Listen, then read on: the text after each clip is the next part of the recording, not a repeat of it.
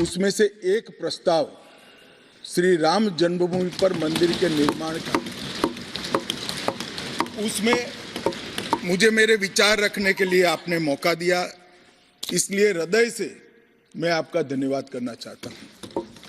मान्यवर, मैं देश की 140 करोड़ की जनता की ओर से भी आसन का, स्पीकर साहब का धन्यवाद करना चाहता हूं, क्योंकि ये जो सदन है वो नियम से तो चलता ही है। हर चर्चा नियमों से बंधी हुई होती है, संविधान से बंधी हुई होती है, परंतु एक मायनों में ये सदन जन चेतना का, जनता की आकांक्षाओं का और जनता की इच्छाओं की प्रवक्ता बनने का भी सदन का दायित्व है।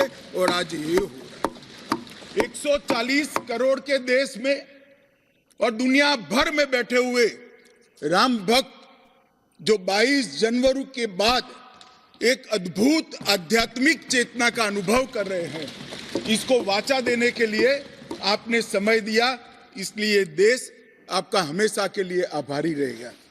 मान्यवर, मैंने आज किसी का जवाब नहीं देना है। आज मैं मेरे मन की बात और देश की जनता की आवाज को इस सदन के सामने रखना चाहता हूं, जो सालों से कोर्ट के कागजों में दबी हुई थी। नरेंद्र मोदी जी के प्रधानमंत्री बनने के बाद उसको आवाज भी मिली, अभिव्यक्ति भी मिली। मान्यवर, 22 जनवरी का दिन, भले कुछ लोग कुछ भी कहे, मैं स्पष्ट रूप से देख रहा हूं 22 जनवरी का दिन 10 सहस्त्र सालों के लिए ऐतिहासिक दिन बनने वाला है। ये सबको समझकर चलना चाहिए। मान्यवर, जो इतिहास को पहचानते नहीं, ऐतिहासिक पलों को पहचानते नहीं, वो अपने अस्तित्व को, अपने वजूद को कहीं ना कहीं खो देते हैं। मैं आज फिर से एक बार कहने वाला हूं मान्यवर कि 22 जनवरी का दिन 10 सहस्त्र से भी अधिक सालों तक इस देश का ऐतिहासिक दिन है। मान्यवर, 22 जनवरी का दिन 1528 से शुरू हुई एक संघर्ष और अन्याय के सामने लड़ाई का एक आंदोलन के अंत का दिन है। 1528 से चालू हुई ये न्याय की लड़ाई यहां पर समाप्त। मान्यवर, 22 जनवरी का दिन करोड़ों भक्तों के आशा, आकांक्षा और सिद्धि का दिन है। उनकी आज आशा आकांक्षाएं सिद्ध हुई है। मान्यवर, 22 जनवरी का दिन भारत की, समग्र भारत की, मैं चाहूंगा कि समग्र भारत पर पूरा सदन गौर करे। 22 जनवरी का दिन समग्र भारत की आध्यात्मिक चेतना के पुनः जागरण का दिन आज इतिहास में बन चुका है। मान्यवर, 22 जनवरी का दिन महान भारत की यात्रा की शुरुआत का दिन है। 22 जनवरी के दिन मां भारती को विश्व गुरु के मार्ग पर ले जाने को प्रशस्त करने वाला दिन मान्यवर बनने वाला है। मान्यवर, ये देश की कल्पना राम और रामचरित्र के बगैर कर ही नहीं सकती। जो इस देश को पहचानना चाहते हैं, जानना चाहते हैं, जीना चाहते हैं, राम और रामचरित मानस के बगैर वो जी ही नहीं सकते। राम का चरित्र और राम ये देश के जनमानस का प्राण है। ये सबको समझना चाहिए, सबको स्वीकारना चाहिए। और इसीलिए मान्यवर, हमारे संविधान की पहली प्रत से लेकर महात्मा गांधी के आदर्श राज्य की कल्पना को राम राज का नाम दिया गया। संविधान में भी राम दरबार को स्थान दिया गया। मान्यवर, जो लोग राम के अलावे भारत की कल्पना करते हैं वो भारत को नहीं जानते, वो हमारे गुलामी के काल का प्रतिनिधित्व करते हैं। मान्यवर, राम व्यक्ति नहीं है, राम प्रतीक है।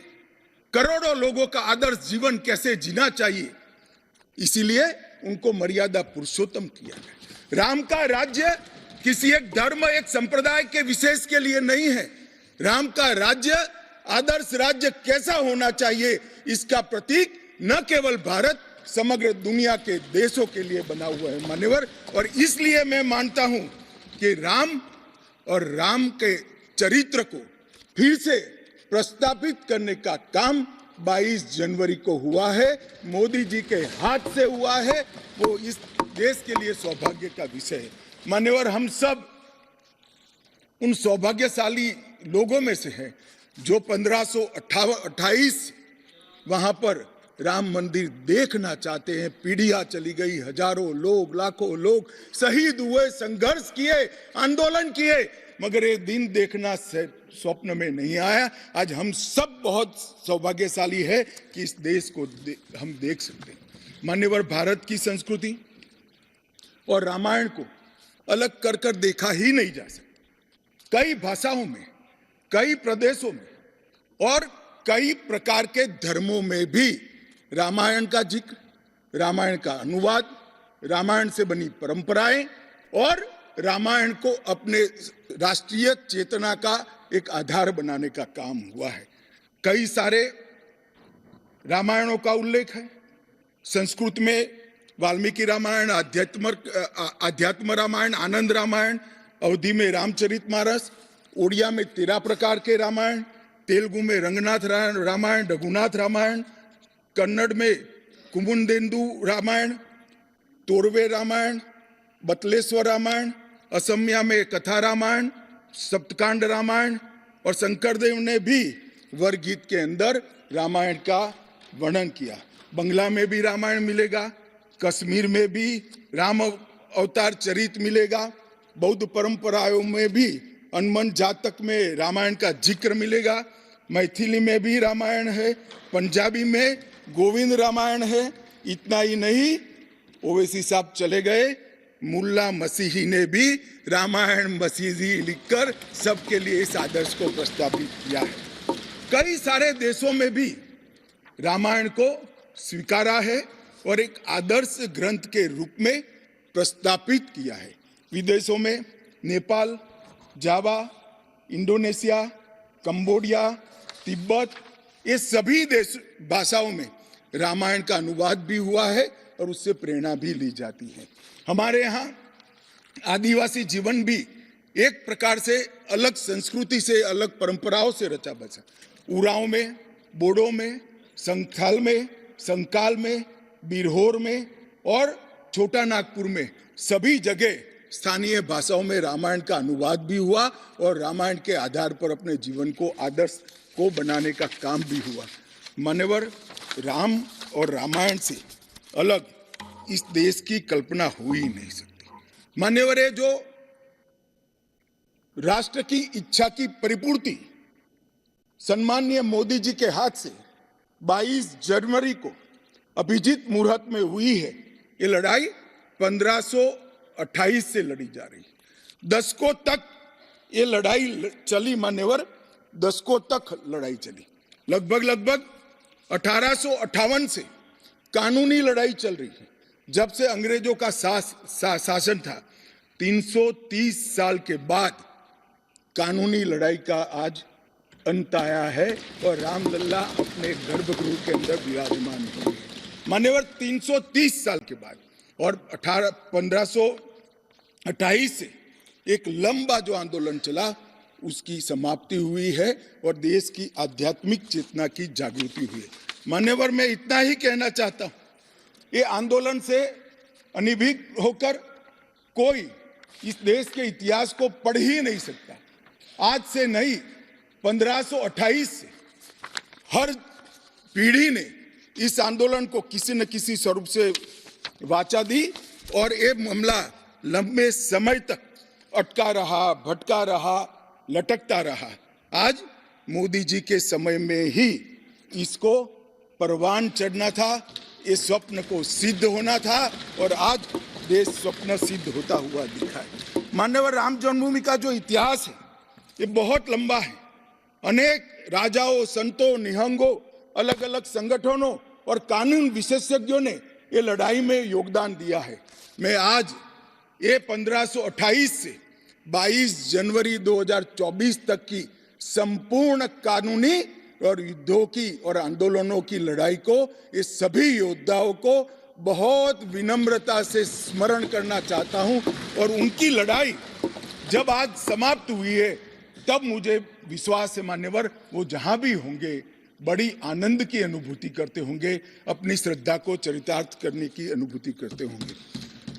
गिलहरी के समान कई लोगों ने अपना योगदान दिया और मान्यवर ये राम सेतु जो बनना था 1528 से 22 जनवरी 2024 तक का, ये सेतु का भूमि पूजन भी नरेंद्र मोदी जी ने किया और प्राण प्रतिष्ठा भी नरेंद्र मोदी जी किया। मान्यवर 1990 में जब ये आंदोलन ने गति पकड़ी उसके पहले से ही भारतीय जनता पार्टी का ये देश की जनता को वादा था।